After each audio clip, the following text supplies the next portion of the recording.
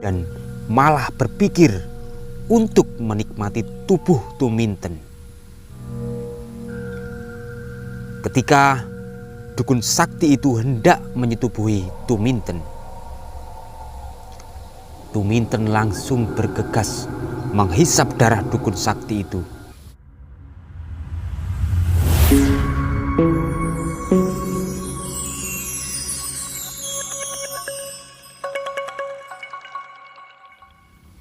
Sebuah kisah tentang seorang gadis yang mempunyai rupa jelek dan juga mengeluarkan bau yang tak sedap, kini menjadi gadis yang sangat cantik jelita. Dia rela bersekutu dengan iblis hanya untuk mendapatkan kecantikan. Dia adalah Tuminten.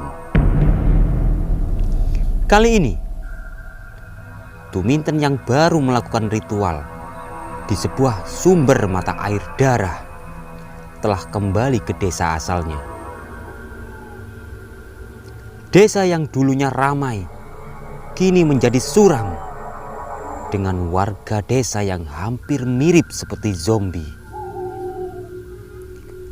Satu persatu laki-laki di desa itu mati secara tidak wajar karena Tuminten yang sekarang makin buas. Tiap malam dia mencari mangsa dan berubah menjadi sosok monster yang menghisap darah para lelaki. Dengan kecantikannya, dia memperdaya mangsanya. Hari demi hari, akhirnya tak ada satupun laki-laki yang tersisa di desa itu. Tiba di suatu ketika, 3 saudara Tuminten yang kesal dengan perbuatannya diam-diam pergi ke suatu tempat untuk mencari bantuan kepada dukun sakti yang berada di seberang desa yang lumayan jauh dari tempatnya. Lalu bergegaslah dukun sakti itu ke sebuah desa yang ditempati Tuminten.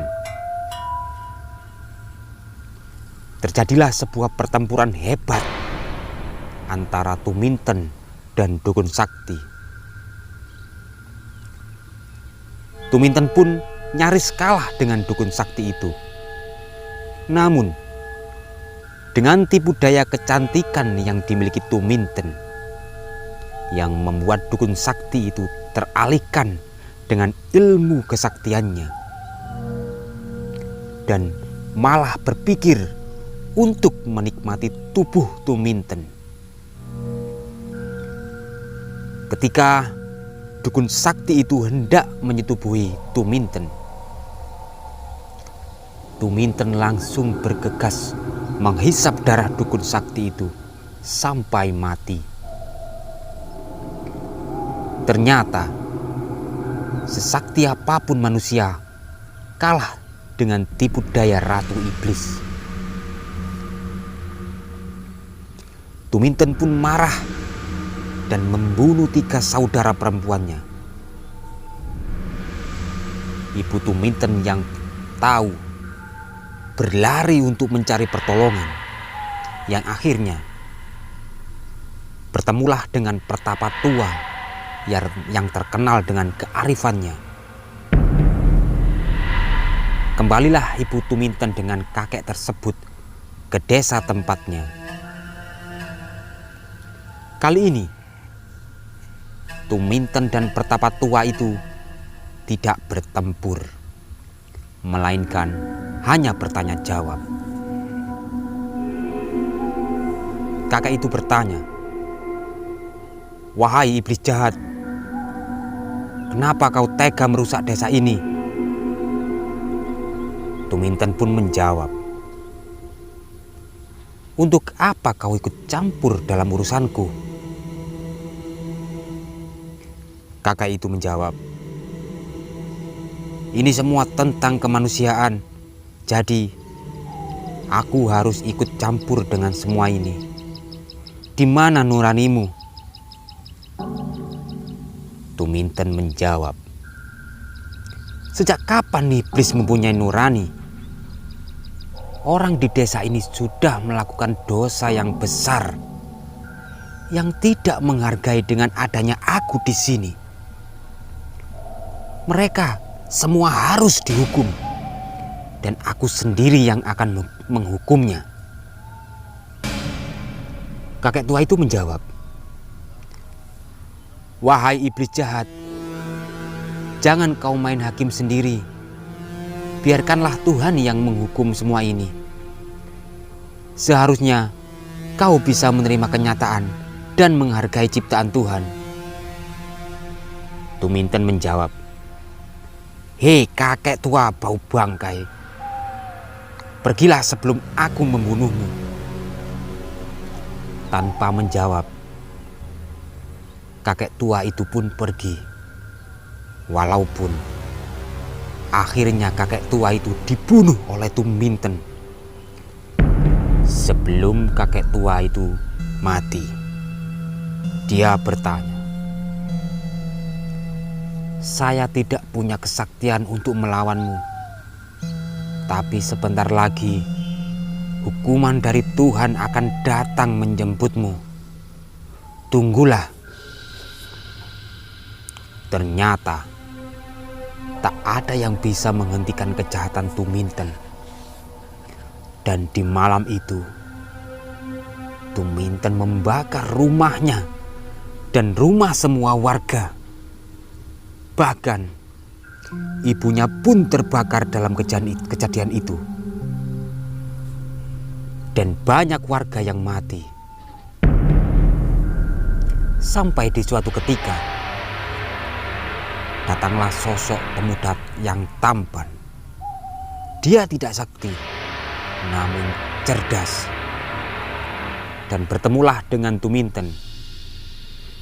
Dengan ketampanan pemuda itu, Tuminten langsung jatuh hati padanya. Ternyata pemuda itu tahu dengan kejadian yang terjadi di desa itu. Sebenarnya, pemuda ini adalah utusan dari sebuah perguruan keagamaan yang berada di desa lain, yang memang ditugaskan untuk menaklukkan Tuminten. Tuminten yang terperdaya oleh cinta yang diberikan pemuda itu.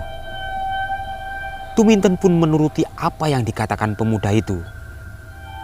Yang akhirnya mereka berdua menikah. Pemuda itu mengikuti alur dari kehidupan Tuminten hanya untuk mencari kelemahan Tuminten. Ternyata di suatu ketika, di malam bulan purnama yang bertepatan dengan gerhana bulan,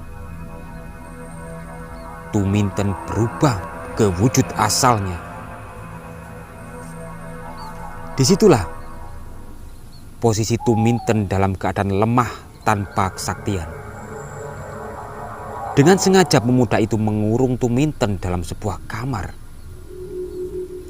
Kemudian pemuda itu bergegas untuk mencari pertolongan dengan membawa banyak orang. Yang akhirnya Tuminten ditangkap dan dimasukkan ke penjara bawah tanah. Sebenarnya pemuda itu kasihan dengan Tuminten yang telah dihukum. Dan ternyata pemuda itu jatuh hati pada Tuminten yang telah menjadi istrinya. Kemudian pemuda itu mencari cara agar Tuminten tidak dikuasai iblis lagi. Dengan perasaan gelisah, pemuda itu bertanya pada gurunya cara untuk menghancurkan iblis yang merasuki Tuminten.